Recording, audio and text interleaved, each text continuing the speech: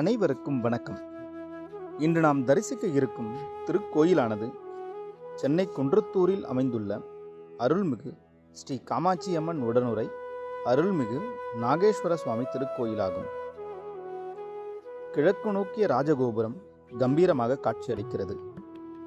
ஆலயத்தில் நுழையும் போது விநாயகரை வணங்கி கொடிமரத்தையும் நந்தி தேவரையும் தரிசித்து கிழக்கு நோக்கி அருள் புரியும் நாகேஸ்வர சுவாமியையும் தெற்கு நோக்கி தனிச்சன்னதியில் அருள் புரியும் காமாட்சி அம்பாளையும் நாம் வணங்கலாம். அழகே வடிவிலான விமானத்தின் கீழ் இறைவன் லிங்க வடிவில் காட்சி தருகிறார்.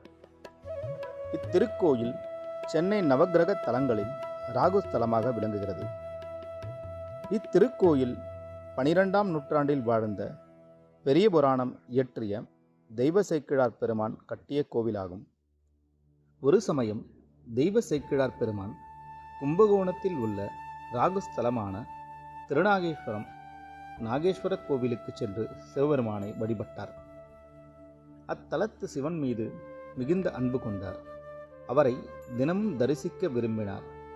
அதே சமயம் தினமும் திருநாகேஸ்வரம் செல்ல முடியாது என்பதால் தான் பிறந்த குன்றத்தூரில் நாகேஸ்வரருக்கு கோயிலை கட்ட எண்ணினார். பிறகு கோயிலை கட்டி இறைவனுக்கு நாகேஸ்வரர் என பெயர் சூட்டி தினமும் வழிபட்டார். இத்திருக்கோயில் வட திருநாகேஸ்வரம் எனவும் அழைக்கப்படுகிறது.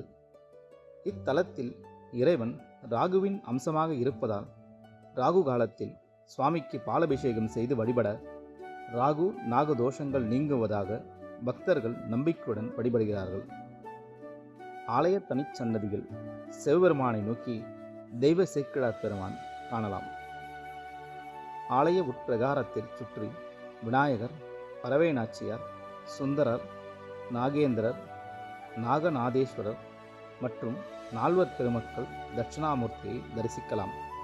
பிரகாரத்தின் பின்புறத்தில் காசி விஸ்வநாதர், அருணாச்சலேஸ்வரர், விஷ்ணு, லக்ஷ்மி, சரஸ்வதி, வீரபாகு, சண்டிகேஸ்வரர் பிரம்மா ஆகியவரை வணங்கலாம்.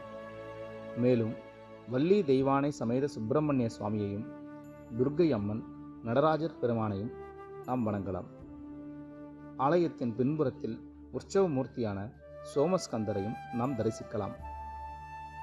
கோயிலின் கருவறை மற்றும் தூண்களை காணும்போது ஆலயத்தின் தொன்மையையும் வரலாற்று பெருமையையும் காண முடிகிறது. ஆலய வெளிப்பிரகாரத்தில் வள்ளலார், ஐயப்பன், ஆஞ்சநேயர், நவக்கிரகம் மற்றும் தனிச்சன்னதிகள் சனீஸ்வர பகவானையும் நாம் தரிசிக்கலாம். ஆலய தீர்த்தமானது சூரிய புஷ்கரணியாகும். தலவிருட்சம் செண்பக மரமாகும்.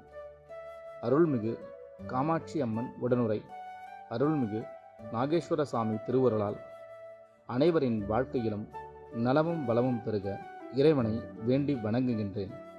நன்றி, வணக்கம்.